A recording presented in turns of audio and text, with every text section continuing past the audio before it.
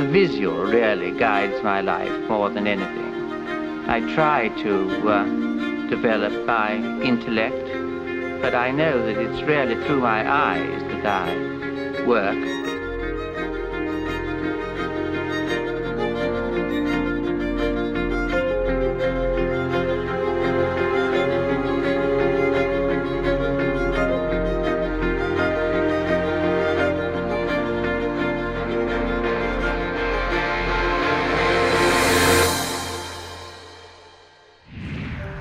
In my search to understand the distinctive style of the Bolshoi dancer, I've come back to Moscow, where it all begins. I want to see the company in its home base, to understand its traditions, to visit its school, and to find out how the Bolshoi style and technique is built up over years and years of training. To fulfil her £10,000 commission to paint Flatford in Suffolk, Landscape Artist of the Year Noreen McIntyre has set out her palette and is getting a feel for her surroundings.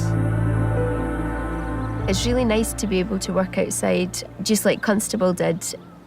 I'm getting the same sort of experiences, because I'm sure he would have sat in the exact same position I am, soaking up the atmosphere and looking at exactly the same landmarks and landscape that I am, and we're just interpreting it in different ways.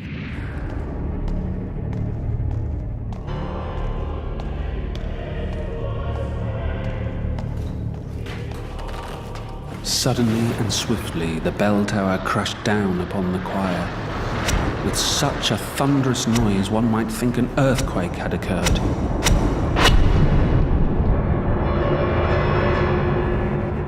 Alan of Walsingham would have been faced by an enormous pile of rubble. You can still see the rings on the walls where the prisoners were manacled.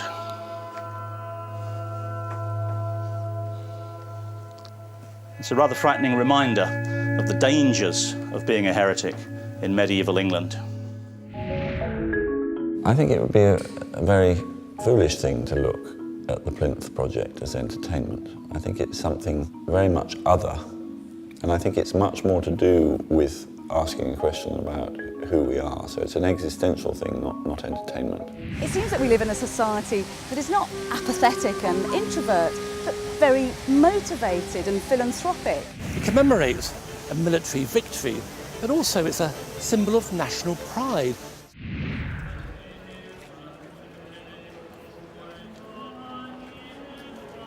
If I had to put my finger on Francis's single greatest achievement, it would have to be the way in which, as Brother Pasquale said, he brought the figure of Christ so close to the people at large. And this is reflected with great clarity in Italian art. Let's make drama, let's pretend. Now, how would it be if I was this? How would it be if I was that? That was just an instinctive. Oh, it's all in, yes, it all is. Nothing is, I don't plan an expression. Whatever is there comes out itself. All I have left, effectively, of direct family is my daughter. Your new family? And my wife, yeah. Because I didn't have, grandparents died when I was young. And so I think the death of my father hit me really, really badly.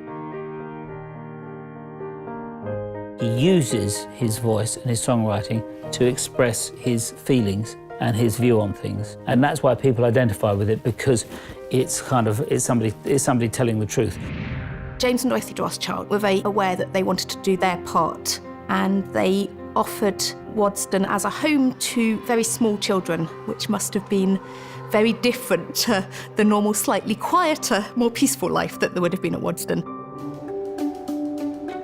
In the mid-19th century, this area of the River Thames was the busiest and most wealthiest port in the world. There was about 1 million people living in this area of London at the time. They had to compete to get over London Bridge. The judges sent each artist to a place that would play to their artistic strengths.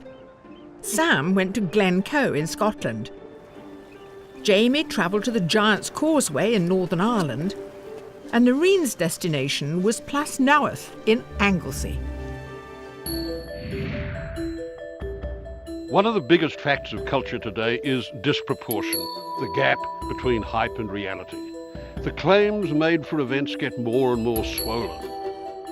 This has been true of new art for a long time, and it's getting to be true of the creation of books about art. The pollution caused by the Industrial Revolution laid a pall of fog and smoke across the water. There was a moment when all of that went democratic in the 1700s, when people suddenly thought being outside was not a punishment, but a really, really nice idea. Go for your country walk with your friends, bring your pasties and your pies, as you do in Jane Austen's Emma, for example, and somehow the grass, the birds, the fish, the rippling of the river water, all will make for a merry, happy life. Certainly at Hay, I get both historical memories and personal memories of coming here with Harold. All that kind of stuff, you know, all that rubbish. I tell you what's amazing, because you've got very small hands. Tiny, like a monkey. That's really small hands. Tom Morris then introduced me to the work of the Handspring Puppet Company. I didn't know their work. I became familiar with their work, and then it became exciting precisely because it was impossible. I first saw the stage play and was absolutely transported by what the magic of the theatrical experience was. Through this animal, through Joey's eyes, I tried to understand this war, this holocaust of suffering of the First World War, of all wars really, a little bit better.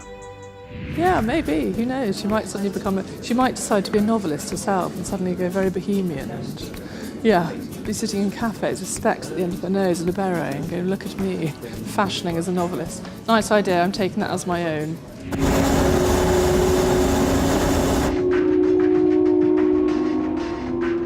This book here has been a lifesaver for me. It's been an indispensable part of my life for over 37 years.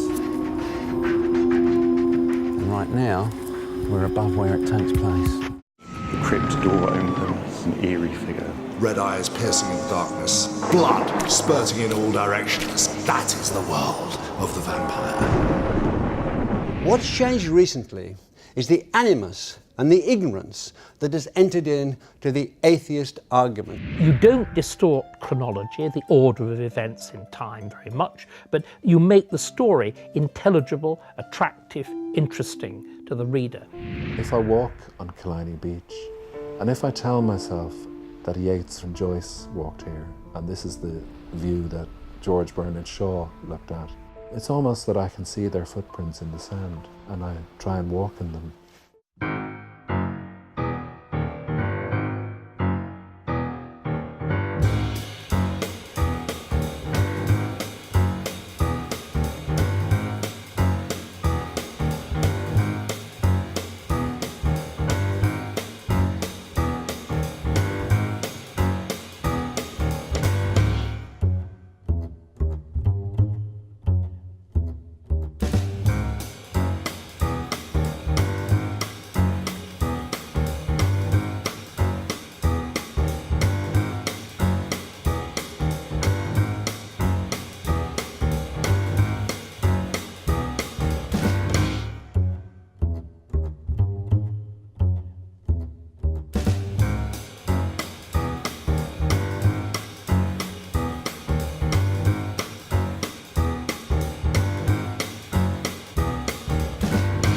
Big blokes in honey pots.